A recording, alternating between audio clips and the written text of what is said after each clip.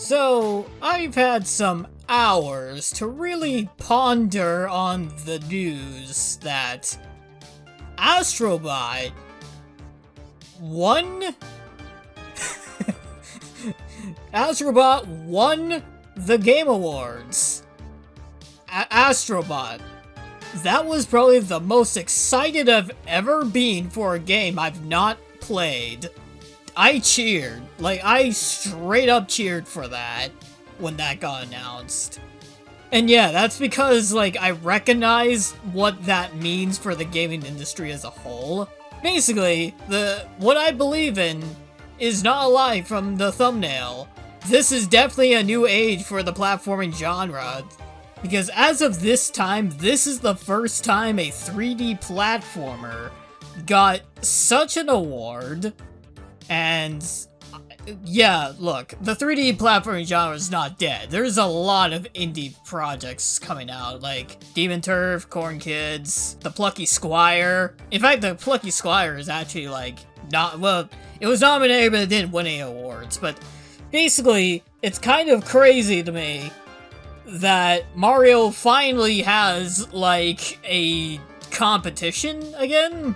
Yeah, a little AI dude for the PlayStation 5. A console that I've only ever seen one person own, and it was my barber for some reason. Yeah, no, like, that game, that is, like, one of the games I want to play if I ever get a PS5, which, you know, with the Switch 2 coming out, obviously that's not gonna happen.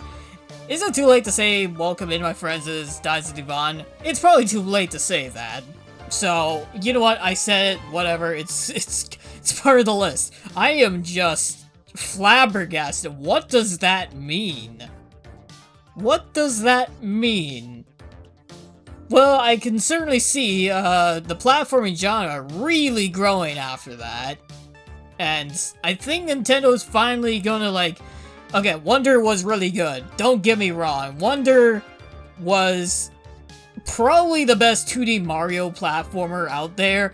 It didn't have the best bosses. It had a really cool final boss, but the bosses were lagging for some reason. And apparently there's a similar issue going on with Brothership lacking bosses as well, which kinda sucks because it's an RPG. But ASTRO BOT straight up looks like probably one of the most fun 2D platformers I've ever seen, and yep, as I said, like 3 times now, I want to play it. Now I have even more reason to want it. Great, it's a Game of the Year nomination. And, like, to be clear, like, pretty much none of the other winners besides, like, Zelda was a choice of mine. I think the only one that really comes close is God of War, and It Takes Two. So yeah, 4 of the 10 Game of the Years is ones that I actually care about. Which, it's a decent half, but still, not something that usually means much for me, but it definitely means something for the gaming industry, and I truly believe that is gonna send a message. Pretty good message, but Mario Odyssey was amazing. What the hell is Nintendo gonna do about this? In fact, will this make, like, Xbox try to do 3D platformers again?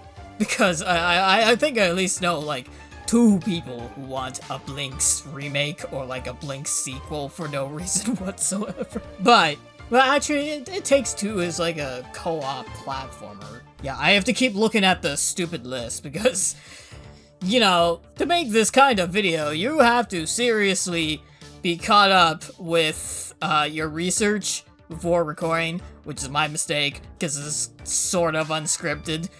But you know what? What does that mean? I'm expecting more 3D platformers.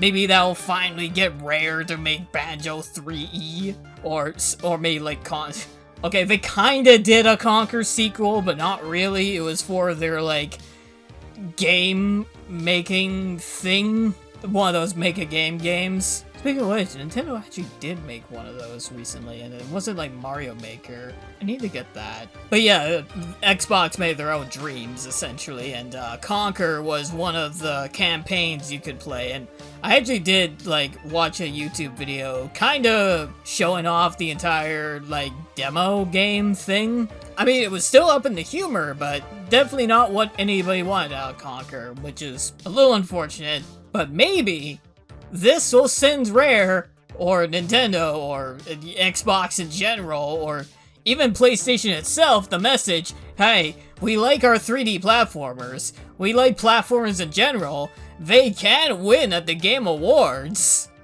So do it! Do the thing! Make money! We will give you the money! Make me reconsider getting a Switch 2 instead of the Xbox whatever's next. What is it now? The Xbox Series? Xbox Series X? X/S? But yeah, if Nintendo really wants to compete against Astro Bot, they really have to kinda do Wonder, but in 3D. Just go all out. Straight up all out. Do something completely nuts. Nintendo has to do something quite spectacular. As spectacular as Odyssey, probably twice as so. Odyssey was nuts. Let's remember that if you somehow did not play Odyssey. Odyssey had so many crazy things in it that's kinda nuts, and they should have pushed even further with that. Like, I'm not even joking, one of the bosses is straight up a Dark Souls dragon. Not joking. That is one of the funniest things I've ever seen. It's so clashy and so perfect at the same time. I know Super Mario Journey is kind of the speculated title for the next Mario game, and apparently it's gonna be an open world too. Ooh. From what I understand, Astro Bot is straight up just levels. It's kinda like, it is literally PlayStation's, like, 3D Mario game. It's not even subtle about it. I've not seen a lot about the game, so and that's kind of why you're looking through, like, the first level, maybe on loop, or probably the Game Awards, because, let's be honest, I'm only gonna show those two, with some nice music in the background, me being super meta about this. But, yeah, if Xbox wants to rekindle the market a little bit, they really should have Rare make a platformer again. Even if it's not Banjo, even if it's not Conquer, hell, even if it's not like any character they've made in the past. I know the team's not the same anymore. It's not going to rekindle the same spirit, but to be a little fair, the old developers for Rare made Yooka-Laylee and Yooka-Laylee and the Impossible Lair. One debatably not great game, and one really good 2D platformer. And I know Yooka Replay is a thing, and who knows how good that's gonna be.